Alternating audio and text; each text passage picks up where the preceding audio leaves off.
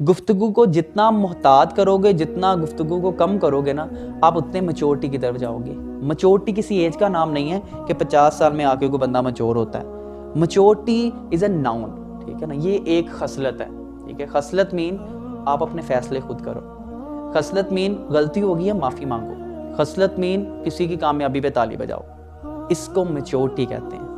आपको पता है आज दुनिया सबसे बड़ी जिस बीमारी का शिकार है वो बीमारी है खुद को सुपीरियर समझना। बस कि भाई मैं गोरा हूँ, ये काला है, मैं लंबा हूँ, ये छोटा है। ये सबसे बड़ी बीमारी है आज दुनिया में, जो हमें आगे नहीं बढ़ने दे रही। लेकिन हम ये समझने से कासिर हैं कि your birth given by others, your respect given by others, your cloth given by others, your name given by others, even your first and last बार, सब कुछ मिलता ही दूसरों से है। हमारी रिस्पेक्ट, हमारी इज्जत, हमारा नाम, हमारी बर्थ सब दूसरों से मिलता है। So why you adopt this unnecessary ego?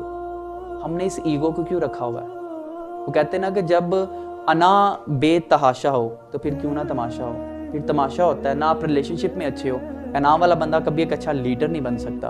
अना वाला बंदा कभी एक अच्छा घर नहीं बसा सकता। अना वाले बंदे के पास को बैठना पसंद नहीं करता।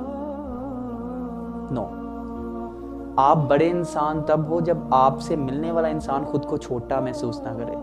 आप फिर बड़े इंसान बनते हो। आपके पास बैठा शख्स ये फील ही ना करे यार ये इतना बंदा है। यार ये तो simplicity is the best policy, हमने सबने पढ़ा है।